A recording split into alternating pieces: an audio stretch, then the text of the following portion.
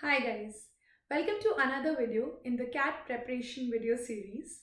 I am Chavi Gupta, I am an IIT Delhi and I am Ahmedabad alum, and I was also one of the 100 percentilers in CAT 2017. Today's video is specifically about preparing for CAT 2021.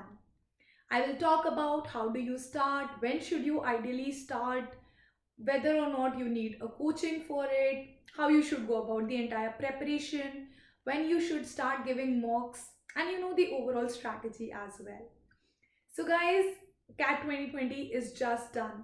I'm sure you are planning on giving CAT 2021. You are thinking about when should I start, what all should I do to start the preparation. So, today we will discuss all of that. Right now, you have some about 12 months before your CAT 2021. The point is that you can start now or you can also wait a few months. Generally, I have seen if you have a percentile of around 70 to 80 percentile to start with, around 8 months is more than sufficient for your entire preparation. But that said, it's a good idea to start today because you never know if your college exams might come in between, if there's some really hectic project in your work life that might come in between, or if something else might happen. So it's a good idea to keep certain leeway for your preparation overall. So, yes, if you want to start today, definitely you can. If you want to take a few months and think about whether or not you want to do an MBA, that's also a good choice. I have a video on to do or not to do an MBA. The link is there on the screen. You can watch that as well. You can take those months, and as I said, people can do this preparation in 8 months, in 6 months. Some people even do it in 4 months. So it's possible, but it's a good idea if you are sure you should start today. Moving on to the next topic of what do you do in the starting. According to me, the best way is to first be accustomed with the CAT pattern that is there. Right now, this year, it was a 2-hour exam, but it could as well be a 3-hour exam next year. So get accustomed to the different sections that are there. There is a verbal ability and reading comprehension section in which there are certain RCs, which means there'll be passages and you will have some 4 to 5 questions to answer based on those passages. There will be some verbal ability question, which means jumbled paragraphs, picking the odd one out of a paragraph overall, and some similar things, para, summary, etc. The next section is the logical reasoning and data interpretation section. This section is kind of the most difficult one since past few years in the CAT exam. What it essentially does is that nowadays they mix logical reasoning and data interpretation, and the set, as it is called, it's a set of 4 to 5 to any length number of questions, and you have to understand and read a passage, a situation, and then solve few questions based on that. So this is really difficult because there's no syllabus per se that you have to do for it, but all it requires is some practice, a lot of practice. The next section is the quantitative ability section. In that section, the syllabus is kind of there. The overall syllabus you can consider is from class 6 to class 10th of NCRTs. That is the overall syllabus. And I think once you cover the syllabus, once you have the formula sheet for yourself, if you practice enough, you should be comfortable in this one as well. So this is the overview of the CAT exam. Initially, it used to be 1 hour for each section, and you cannot shift time from one to another. You cannot also shift the order. First VARC will happen, then LRDI, then quantitative ability. Now it was just 40 minutes per section. So it might be this way or the earlier way, but that doesn't really matter because you have to anyway understand the overall questions and how you are going to solve them. This is a quick overview of the CAT exam. It is of course a computer based exam.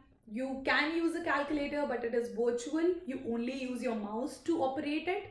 You cannot use the keyboard. You will get rough sheet and pen along with it to solve it. That is kind of it in a crux. So get accustomed to the CAT exam. How you will do that is take any free mock tests that are out there. There are many websites where you can just register and get a free mock test. So do that. Get few free mock tests. Give 2 or 3. You will get an idea of the kind of questions that come, what is really the timer pressure all about, which also I have spoken about in quite a few videos. So what is it about? What are the type of sections that are there? How do you really solve them? So do that. With that, what will happen? You will understand the entire CAT format. You will also know what sections you are in general good at or in general not good at. Now, giving mocks from 3 or 4 different institutes will help, because otherwise it might be biased. Some institutes have one section really difficult. So giving a 3 or 4 total mocks will help you understand where you stand today. Once you have that, the next step is to improve on each of the sections that you have. Now, for example, if in maths you are kind of achieving, 80 percentile, okay, that means I mean the quantitative ability section. If you are achieving 80 percentile, that means that you do not need to go back to the NCRTs.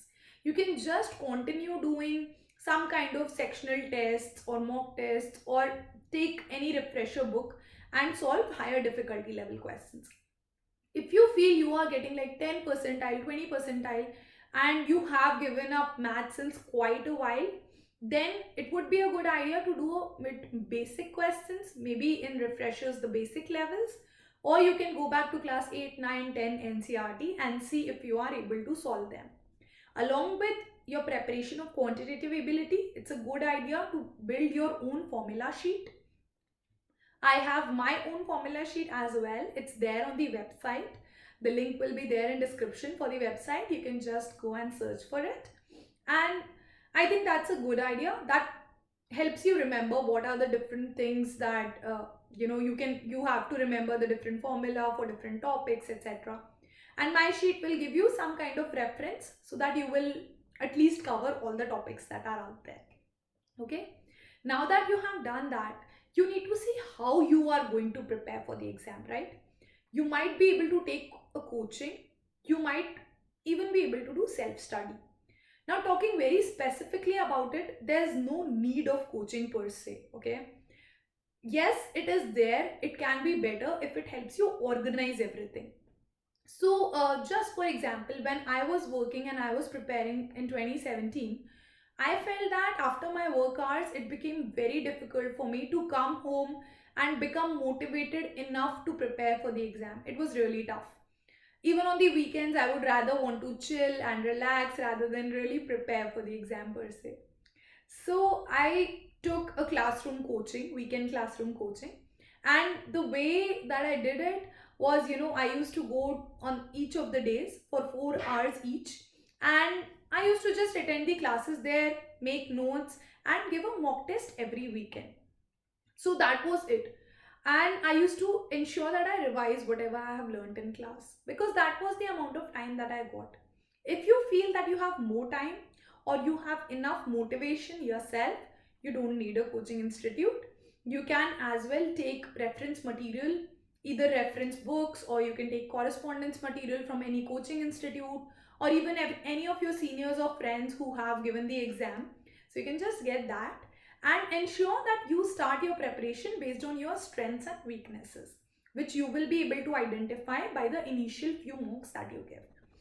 So this will kind of set the strategy for you for preparation. In CAT exam, mock tests is really important for your preparation. Okay, it is almost essential. So it's a good idea to give mock test after first month of preparation. So say in January first week, you should start giving mock tests regularly every weekend.